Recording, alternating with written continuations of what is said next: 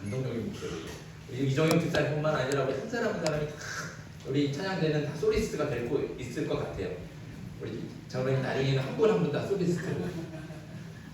저를 보세요. 네. 괜찮으시죠? 네. 자, 우리 찬양대를 위해서 다시 한번 박수 한번 드리겠습니다. 감사합니다. 자, 여러분 오늘 11기하 6장 1절부터 7절의 말씀. 좀 신기한 일이죠. 도끼가 물에 떠올랐다. 이게 무슨 일일까? 여러분들 금도끼, 은도끼 이야기 아시죠? 금도끼, 은도끼.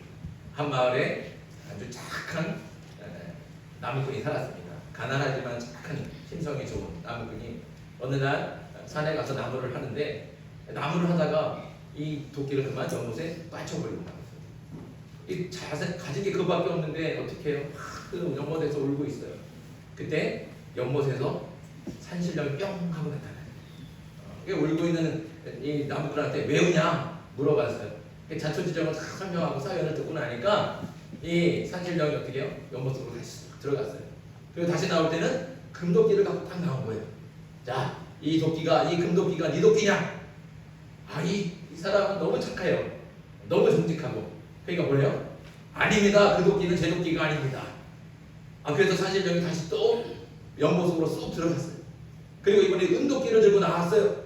자, 봐라. 이 은도끼가 네 도끼냐? 이 사람 너무 착해요. 또 아니라는 거예요. 이거 아닙니다. 다시 또 들어갔어요, 연못에. 그랬더니 이번에는 쇠도끼를 갖고 나와요. 그제서야 이 나무꾼이 박수를 치면서 맞습니다. 그게 제 도끼입니다. 좋아하는 거예요. 산신령이 이렇게 정직한 사람 보고서는 감동을 하잖아요. 그래서 금도끼하고 은도끼하고 쇠도끼하고 전부 다 집에 주고 집으로 돌려보내요. 근데 이 착한 나무꾼의 이야기를 욕심쟁이 나무꾼이 들었어요. 나도 가서 해보리라. 그래고 연못에 가갖고 자기가 가져온 쇠도끼를 일부러 풍덩 빠뜨린 거예요. 그리고서 그냥 한자로 엉엉 울기 시작했어요. 그런데 산신령이 나타나죠. 산신령이 나타나서 또 자초적을 물어보곤 쑥 들어가더니 금도끼를 들고 나타나서 이 도끼가 네 도끼냐? 그러니까 이 욕심 많은 나무꾼은 산신령의 말이 떨어지기도 끝나기도 전에 맞습니다. 그거 제 겁니다. 맞습니다. 그거 제 겁니다. 그러고 나니까 이 산신령이 화가 나잖아요. 호통을 크게 치고서는 이 나무꾼이 빠뜨린 쇠도끼도 가지고 뼈로 확 사라지고 말았습니다. 이게 금도끼, 은도끼 얘기예요. 다 아시죠? 네. 근데 놀라운 사실은 이 금도끼, 은도끼가요. 사실은 저는 여태까지 우리나라 전래동화인 줄 알았어요. 근데 이게요. 이소부화예요. 이소부화예요. 이소부화에 여러 가지 이야기들이 많잖아요. 근데 그 안에 나무꾼과 헤르메스라고 하는 이야기가 있는데 똑같아요. 똑같아요. 이게 그래서 찾아보니까 1900년대, 1905년, 6년에 이 이소부화가 우리나라로 들어오면서 이 이야기를 산신령, 나무꾼과 산신령 이야기로 각색해서 우리한테 전해졌다고 합니다. 그래서 우리 여러분들도 다 한국 전래동화인 줄 알았어요. 산신령 나오니까. 당연히 그런 줄 알았는데 저도 오늘 설교 준비를 하면서 찾아보니까 처음 알았어요. 그리고 깜짝 놀랐어요. 이게 우리 이야기가 아닙니다. 사실은 우리 세계를 다 돌아보면 이렇게 뭐 내용이 완전히 같지는 않지만 서로 비슷한 이야기, 내용이 비슷한 이야기들이 사실 여러 나라의 각처에 다 떨어져 있는 이야기들이 굉장히 많이 있습니다. 자, 그러면 혹시 오늘 우리가 읽은 이 본문의 말씀도 이런 비슷한 류의 동화나 우화가 아닐까요? 라고 하는 생각이 들 수 있어요. 오늘 본문도 도끼가 물에 빠지지 않습니까? 도끼가 물에 빠져요. 사실 오늘 본문 읽을 때마다 저는 이거를 읽을 때마다 사실은 금도끼, 은도끼 이야기가 떠나가질 않아요. 읽을 때마다 계속 생각나요. 이거 우리나라 금도끼, 은도끼하고 너무 이야기가 비슷한데 어떻게 이렇게 도끼가 물에 뚱뚱 빠지는 게 똑같이 이렇게 해? 이런 생각이 많이 들거든요. 하지만 물론 오늘 이 말씀이 우리나라 금도끼, 은도끼 이야기와 같은 이야기는 아닙니다. 하지만 오늘 본문의 말씀이 어떤 의미의 말씀인지, 또 이 말씀을 통해서 하나님께서 우리에게 들려주시고자 원하시는 말씀이 무엇인지 그걸 찾기는 사실 조금 어렵다는 거죠. 차라리 금도끼, 은도끼 이야기라고 한다면 역시 착하게 살면 사람이 이렇게 복받는구나 이렇게 알 수 있을 것 같아요. 그런데 오늘 말씀을 보면 이게 도대체 무슨 말인지, 왜 이 말씀이 기록이 되어 있는지, 이 말씀을 통해서 뭘 우리에게 전달하고 싶으신지 찾기가 힘들어요. 그럼 도끼가 물에 빠졌어요. 떠올랐어요. 그 다음에 아무 일도 안 일어나요. 끝이에요. 이게 무슨 일입니까? 이게 사실 좀 어려우니까 자꾸 다른 생각이 난다는 거예요. 그렇게 고민하다가 지금은 은퇴를 하셨지만 감리교 신학대학교의 구약학 교수님인 그 왕대일 교수님이 이 본문을 새롭게 주석하고 해설하신 것을 제가 읽게 됐습니다. 그리고 그때 이 말씀이 왜 기록이 됐는지, 또 이 말씀을 통해서 우리에게 전달하고자 원하시는 하나님의 뜻이 무엇인지를 새롭게 알게 된 거예요.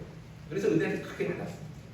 그래서 오늘은 그때 말씀의 의미를 깨닫고 받았던 은혜를 함께 나누려고 합니다. 오늘 설교는 그 왕대일 교수님의 주석과 해설에서 발췌하고 인용한 설교임을 미리 말씀드립니다.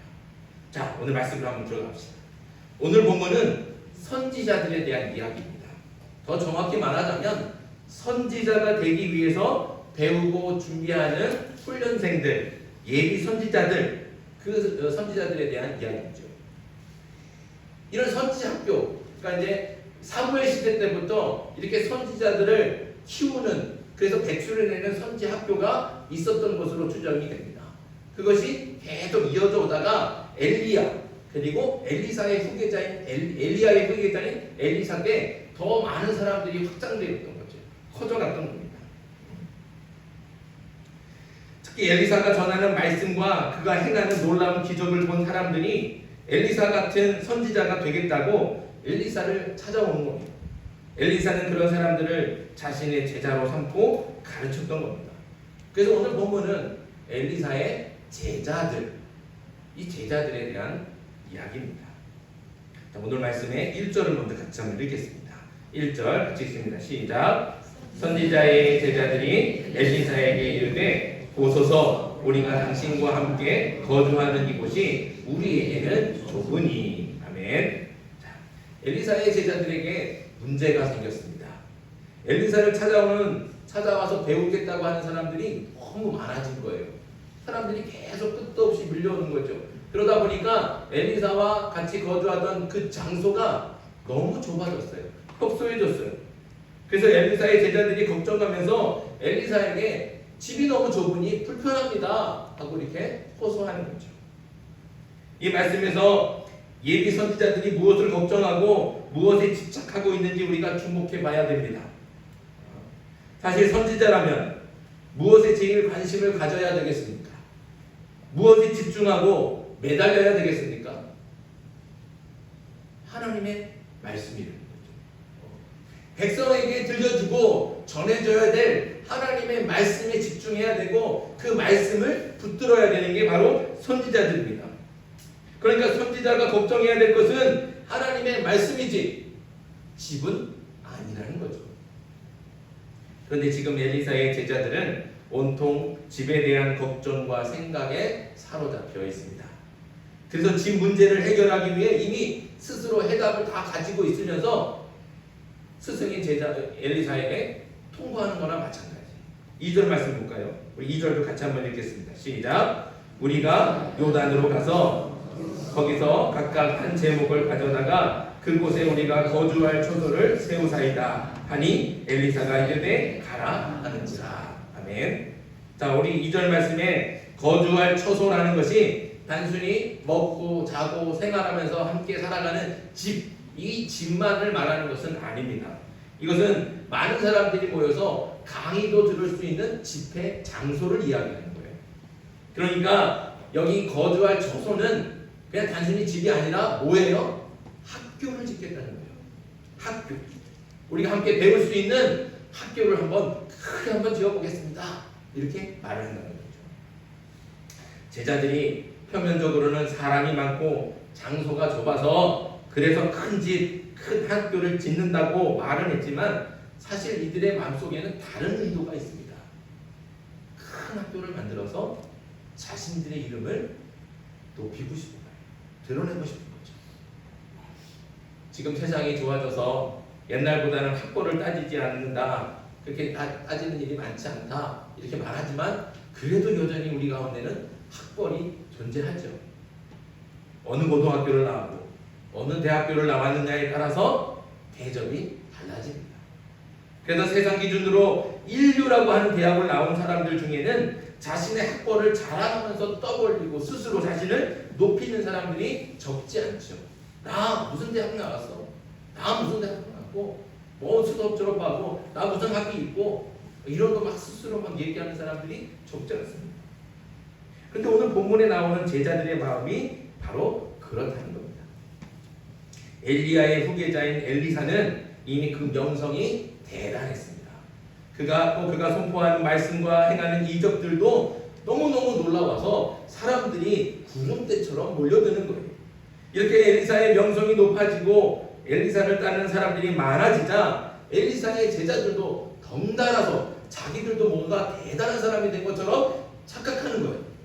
아, 우리 스승님, 야, 우리 대단한 스승님을 우리가 이런 분을 스승님으로 모시고 있네. 아, 우리가 어깨에 막 힘이 들어가고 몸이 뻣뻣해지고 이런 것들을 어디 가서 막 말하고 싶은 거예요. 그냥 떠들리고 싶은 거예요. 내가 엘리야의 제자입니다. 만나는 사람들한테 다 이렇게 말하고 싶어요. 그래서 왜요? 큰 학교를 크게 만들어갖고 명성을 쫓으자는 거죠. 엘리사 종파의 위용을 드러내고 자신들의 이름을 세상에 높이려고 하는 겁니다. 제자들의 이런 탐욕스러운 마음은 사실 우리말 성경으로는 잘 안 나타나지만 히브리 원어를 보면 조금 나타납니다. 알 수 있습니다. 자, 2절 말씀에 그곳에 우리가 거주할 초소를 세우사이다 이렇게 말이 있죠. 이 말을 히브리 원어로 읽으면 이렇습니다. 베나아세 라누 샴 마콤. 좀 어렵죠. 베나아세 라누 샴 마콤. 이게 이제 방금 읽었던 그곳에 우리가 거주할 초소를 세우사이다 이 말이에요. 그런데 이 말이 또 기록된 데가 있어요. 어디냐면 창세기 11장. 창세기 11장은 바벨탑 사건이 기록이 되어 있습니다. 이 사람들이 바벨탑을 쌓아 올리면서 왜 이 사람들이 바벨탑을 쌓아 올린지는 아세요? 뭐라고 말하면서 쌓아 올린지 아세요? 우리 이름을 세상에 내자. 우리 이름을 내자. 그게 바로 히브리어로 읽으면 베나세라누 셈. 자, 우리 오늘 말씀 열왕기하의 말씀 그 말씀에 뭐라고 했어요? 베나세라누 샴. 근데 바벨탑을 쌓으면서 우리 이름을 내자. 이건 뭐예요? 베나세라누 셈. 거의 똑같죠. 똑같은 거예요. 무슨 뜻인지 아시겠습니까? 큰 집을 짓겠다는 엘리사의 제자들과 바벨탑을 쌓아서 자기 이름을 높이겠다고 말하는 그 사람들의 마음이 지금 같다는 거죠. 엘리사의 제자들은 자신들의 이름을 높이기 위해서 하늘 꼭대기까지 바벨탑을 쌓았던 그 악한 죄를 반복하고 있는 겁니다. 하나님의 뜻대로 살면서 하나님의 말씀을 받아서 그 말씀을 백성들에게 전달해야 될 그 사명을 가지고 그 소명을 받아서 지금 훈련받고 있는 이 사람들이 바벨탑을 쌓으면서 자기 이름을 드러내려고 했던 그렇게 악한 죄를 지어서 그들을 흩어버리셨던 하나님께서 그 사람들의 마음과 똑같은 마음을 품고 그런 마음을 가지고 지금 큰 집을 짓겠다고 하는 거예요. 그래서 아름들이 큰 나무를 베어다가 웅장한 건물을 지으려고 하는 겁니다. 결국 하나님의 말씀을 집중해서 듣고 배워야 될 이 제자들이 나무꾼이 되고 말았습니다. 그 손에 하나님의 말씀이 아닌 도끼를 들고 나무를 베고 있다는 거죠. 도끼는 철로 된 강력한 무기입니다. 그래서 도끼는 그 자체로 강한 힘을 상징하죠. 그래서 도끼를 들고 있는 나무꾼은 힘을 의지하고 사는 사람을 말하는 겁니다. 세상의 힘, 그 강력한 힘을 의지하고 그 힘에 따라서 살아가는 사람, 그게 바로 나무꾼이에요. 그러고 보니까 여기 너무나 안타까운 현실이 보이지 않습니까? 하나님의 사람은 무엇을 의지하며 살아야 됩니까? 하나님의 말씀을 의지하고 그 말씀을 붙들고 살아야 됩니다. 그런데 엘리사의 제자들은 강력한 무기인 도끼, 곧 힘을 의지해서 자기의 목적을 이루려고 하는 인생으로 변질되고 말았습니다. 하나님의 말씀을 붙들고 그 말씀을 연구하면서 그 말씀 속에 들려주시는 하나님의 말씀을 자기가 받아서 그 말씀을 또 세상에 증거하고 사람들에게 전해줘야 될 그런 사명을 가지고 있는 이 선지자들이 그 손에 뭘 들고 있다고요? 도끼를 들고 있는 거예요. 말씀을 연구하고 말씀을 들어야 될 시간에 나무를 패고 있는 거예요. 그 나무를 패서 자기의 욕심과 자기의 명예를 이루려고 그것이 성공인 줄 알고 거기에 매달려 있는 겁니다. 이 신앙이 이렇게 변질되고 말았습니다. 하나님께서 그런 인생을 가만두시겠습니까? 하나님의 말씀을 의지하고 붙들어야 될 사람이 세상의 힘을 의지하고 세상의 가치를 따라가면 반드시 한계에 부딪히고 큰 고난을 당하게 되어 있습니다. 오늘 5절 말씀 같이 한번 읽습니다. 5절 시작. 한 사람이 나무를 벨 때에 쇠도끼가 물에 떨어진지라 이에 외쳐 이르되 아 내 주여 이는 흘려온 것이니이다 하니. 아멘. 자, 여기 이 사람은 도끼가 없는 사람이에요. 그래서 어떻게 했어요? 도끼를 빌려갔잖아요. 한번 생각해 봅시다. 도끼가 없으면 안 하면 그만이잖아요. 안 하면 돼요. 그렇지 않습니까? 도끼가 없으면 안 하면 되는 거예요. 그런데 굳이 빌려왔다는 거죠. 그렇게 굳이 빌려왔다는 것은 그만큼 힘에 절대적으로 의존하고 있다는 말입니다. 빚을 내서라도 세상의 힘을 붙잡으려고 세상의 흐름에 쫓아가려고 발버둥 치고 있는 겁니다. 다른 제자들은 다 도끼를 들고 나무를 패고 있는 거예요. 야, 저들도 다 나무를 패는데 나도 나무를 패지 않으면 저 사람들은 뒤처질 것 같아. 나는 그럼 성공하지 못할 것 같아. 야, 나는 도끼가 없지만 빌려라도 와야 되겠다. 그래서 도끼를 빌려다가 같이 나무를 패고 있다는 거죠. 세상의 힘을 의지하는 것이고 어떻게든 이 세상의 그 흐름에 뒤처지지 않으려고 그냥 발버둥을 치고 있는 거예요. 안간힘을 쓰고 있다는 거죠. 그러나 그렇게 의지했던 힘, 그 힘은 어떻게 됐습니까? 허무하게도 물에 빠져서 사라져버렸어요. 확실하게 붙들었다고 생각했지만 그 손에는 아무것도 없는 빈손.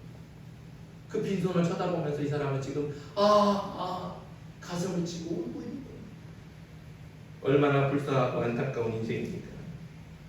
그런데 여기서 또 반전이 일어납니다. 6절 말씀, 6절 같이 읽습니다. 시작. 하나님의 사람이 이르되 어디 빠졌느냐 하매 그곳을 보이는지라 엘리사가 나뭇가지를 베어 물에 던져 쇠도끼를 떠오르게 하고. 아멘. 6절에서 갑자기 엘리사를 하나님의 사람이라고 호칭하고 있어요. 이 말씀이 시작할 때 6장 1절부터 엘리사는 그냥 엘리사였어요. 그냥 엘리사로만 불렀어요. 그러나 문제가 발생하고 넘을 수 없는 한계를 만나자 비로소 하나님의 사람을 찾고 있는 겁니다. 하나님의 사람 엘리사가 도끼가 빠진 곳에 나뭇가지를 베어서 물에 던지자 도끼가 물 위로 떠올랐습니다. 이것이 놀라운 반전이고 기막힌 역설입니다. 여기 도끼하고 나뭇가지는 완전히 반대되는 존재들이에요. 나무는 뭘로 베요? 도끼로 베지 않습니까? 누가 더 강합니까? 도끼가 강합니다. 나무는 절대로 도끼를 이길 수 없습니다. 도끼는 세상에서 절대적으로 강한 힘이에요. 나무는 너무나 연약한 존재예요. 세상의 가치를 기준으로 보면 나뭇가지는 절대로 도끼를 물 위로 떠오르게 할 수가 없습니다.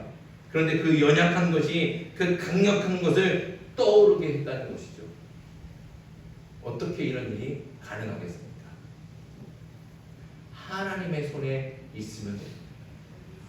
하나님께서 사용하시면 된다는 거예요. 어떤 나뭇가지라도 하나님의 손에 붙들리기만 하면 아무리 크고 무거운 쇳덩이라도 물 위로 떠오르게 하는 놀라운 변화를 일으키게 되는 거예요. 나뭇가지에 힘이 있는 것이 아니라 하나님께서 그렇게 사용하신다는 거죠. 고린도전서 1장 27절로 29절의 말씀입니다. 그러나 하나님께서 세상의 미련한 것들을 택하사 지혜 있는 자들을 부끄럽게 하려 하시고 세상의 약한 것들을 택하사 강한 것들을 부끄럽게 하려 하시며 하나님께서 세상의 천한 것들과 멸시받는 것들과 없는 것들을 택하사 있는 것들을 폐하려 하시나니 이는 아무 육체도 하나님 앞에서 자랑하지 못하게 하려 하심이니라. 아멘. 하나님께서는 약한 것을 들어서 강한 것을 부끄럽게 하시겠다 말씀하십니다. 이게 하나님께서 일하시는 방법이에요. 이게 하나님의 역사예요. 이것이 하나님께서 일하시는 방법이고 이것이 세상 속에 숨겨진 하나님의 진리입니다. 오늘 말씀은 단순히 신비한 기적으로 엘리사가 가진 그 비범한 능력을 우리에게 보여주려고 주시는 말씀이 아닙니다. 오늘 말씀은 하나님을 믿는다고 말하고 하나님의 말씀을 따라 살겠다고 다짐하는 사람들조차도 하나님의 말씀을 버리고 세상의 힘을 의지하는 변절된 신앙에 대해서 고발하고 있는 거예요. 그래서 오늘 말씀은 변질된 신앙인들을 우화적으로 고발하고 비판하고 있는 풍자라고 할 수 있습니다. 사랑하는 성도 여러분, 오늘 우리의 신앙도 혹시 이렇게 변절되어 있지는 않습니까? 나는 하나님을 믿습니다. 나는 하나님을 의지합니다. 입으로는 이렇게 떨들지만 우리 삶의 현대으로 돌아가면 하나님은 온데간데 없고 세상의 힘을 쫓아다니고 세상의 권력을 쫓아다니고 세상의 가치를 따라가려고 그 흐름에서 지쳐지지 않으려고 그렇게 아둥바둥하면서 살아가고 있지는 않습니까? 교회를 판단할 때도 그 교회는 크기 건물이 얼마나 크고 얼마나 화려하고 그 교회는 얼마 지어서 지었는지 그 교회 성도가 몇 명인지 그 교회의 재정은 얼마나 튼튼한지 이런 것들로 교회를 판단하고 있지는 않습니까? 그런 것들로 신앙이 좋냐 안 좋냐를 생각하고 있지는 않습니까?